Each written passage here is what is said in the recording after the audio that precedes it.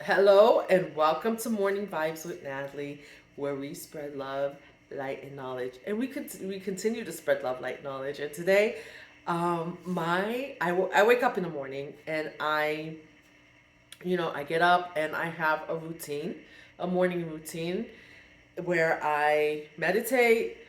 I do something. I take 15 minutes to learn, 15 minutes to meditate, and 15 minutes to move. And then I jot down anything I need to do for the day. And I also jot down things that I'm grateful for, my morning gratitude. And this morning when I was doing my morning gratitude journaling, I got this thought came up into my mind about how we don't, like, when we see people get bullied in any way, we don't always stand up for them, right? Like, and sometimes it's because either we're glad that we're not the ones being bullied, or we're indifferent and we're joining in with the bullying, or we're just like, you know what, it's none of our business. And what made me think about this, I was listening to Wayne Dyer this morning, and he was talking about, if you don't know who Wayne Dyer is, I will put a link down to his video below. You should listen. But he was talking about how a teacher, this kid, went to school and he was sleeping in school. He didn't smell good. His clothes were dirty and he was falling asleep. And the teacher was almost bullying him because the teacher was grading his papers last, putting big red F marks on his paper, and not and the kids, when it came around the Christmas time and the kids were giving gifts to the teacher, he couldn't afford to wrap. His mom had passed away and he couldn't afford to wrap the gift, so his gift came wrapped in a brown paper bag. And she went back, and she went back after she had been, really harsh with him because of his behavior in class, and went back, and it was time for annual review, and she went back to like first, second, third grade, fourth grade to see what the teachers had to say about him. And first and second grade, the teachers were like, oh, this is a great kid.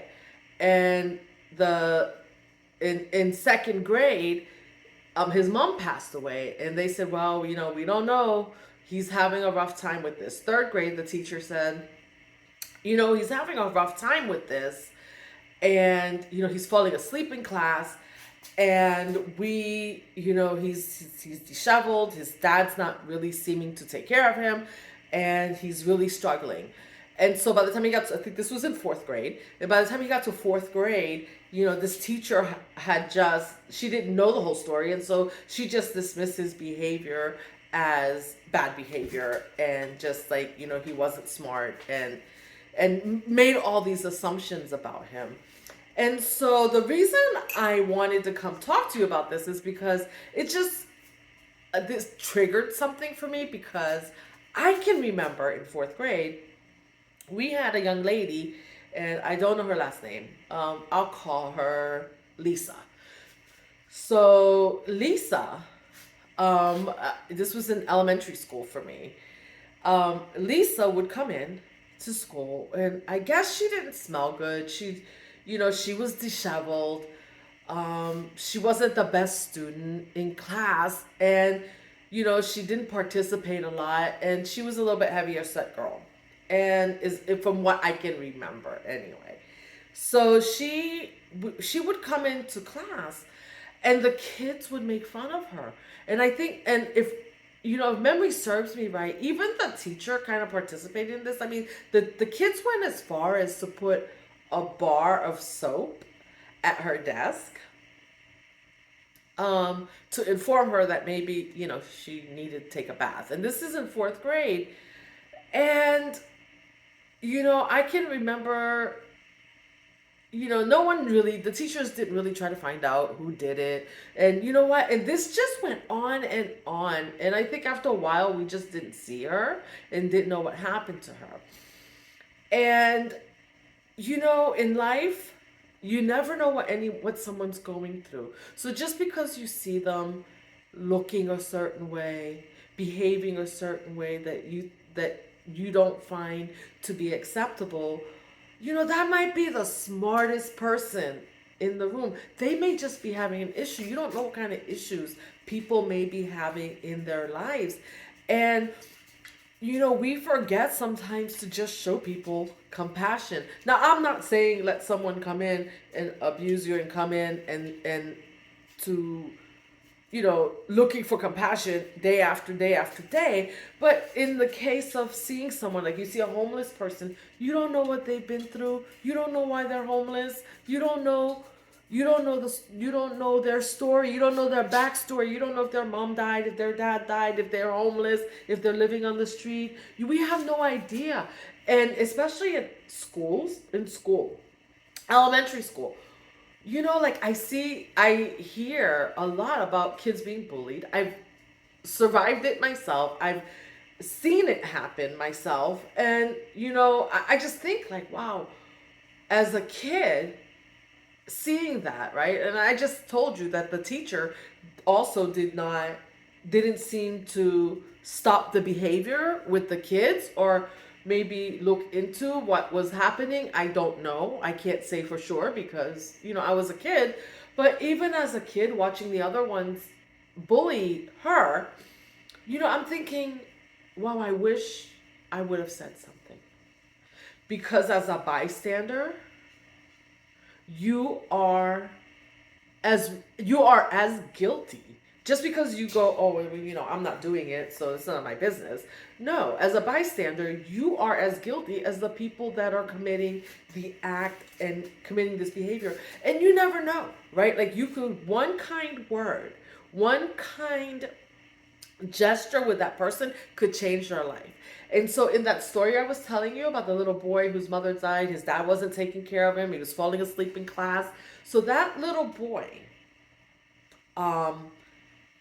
brought a gift for his teacher in a brown paper bag, and after she read all the information about him, she opened up the gift. He had a brown paper bag. The kids were making fun, and she told the kids, "Oh no, this is beautiful. I love this gift." He bought her a bracelet that had missing gems and some perfume, a half filled bottle of perfume. And she was like, she put it on and she told him like, "Oh, thank you so much. I love the bracelet. Perfume smells wonderful." And after class, he came to her and he said, "Oh, I'm glad you like the bracelet and the perfume because you smell just like my mom." And his mom had passed away. People, like, you never know what someone's going through. So it's very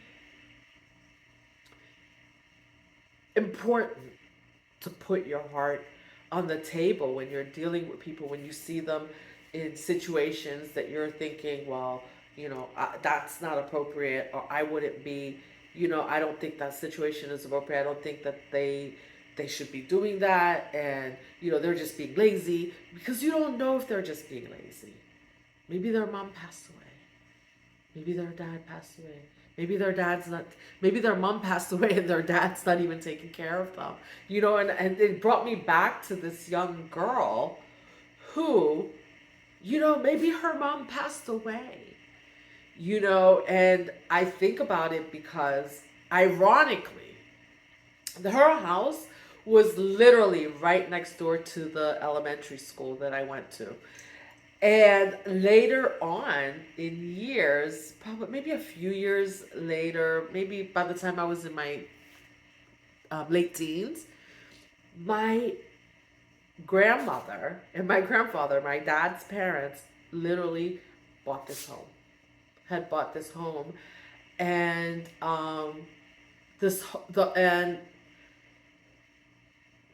the condition of this home, the house was kind of dilapidated. The porch was kind of falling in. You could, like, when I walked through the house, it just made me remember this young girl who was just trying to come to school, right? because that's what she's supposed to do. You got to go to school in the middle of whatever she had going on in that house.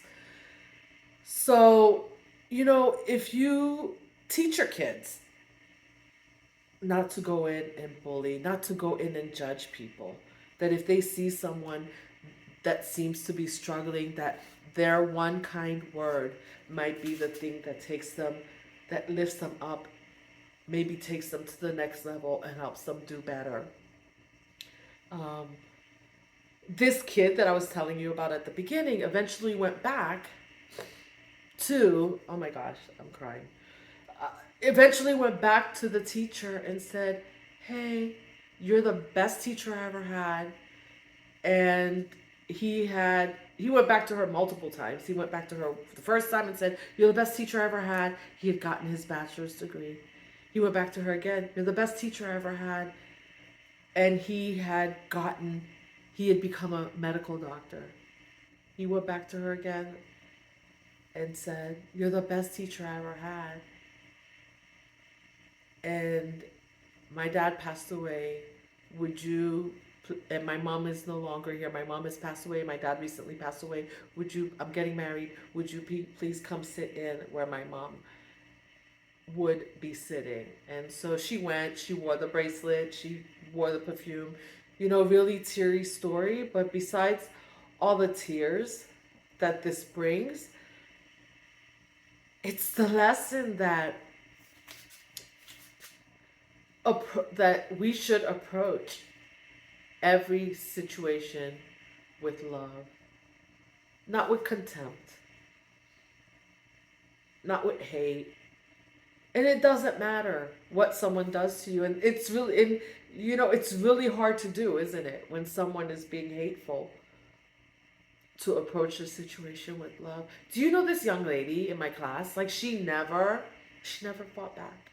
I wonder today, like how she's doing, because I'm sure she's made something of herself, and I'm sure that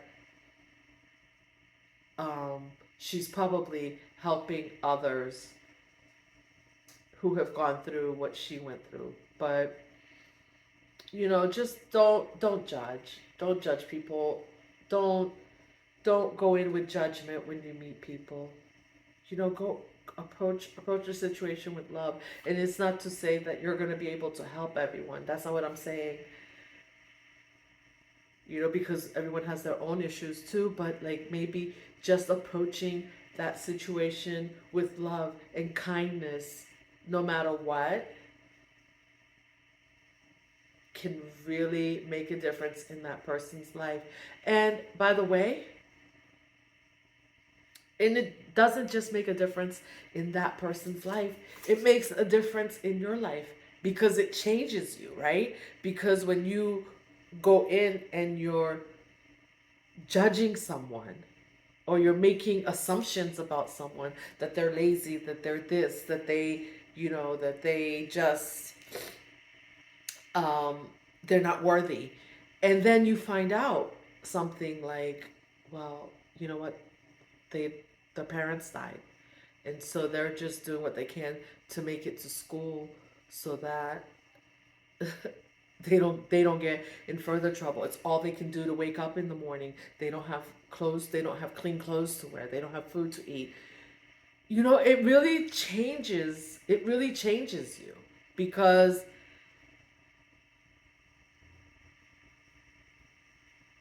on the surface, and what you think, just because we have a certain life that we are able to live, or you have a certain life that you're able to live, thank God, right? That you're able to live this life in the way that you see fit, doesn't mean that there's somebody out there that wouldn't. It's not that that other person wouldn't want to be living that life, but maybe they're struggling right now. So I hope this message finds you well, and I'm sending you love, light, and knowledge. Until next time, be good to yourself and be good to others.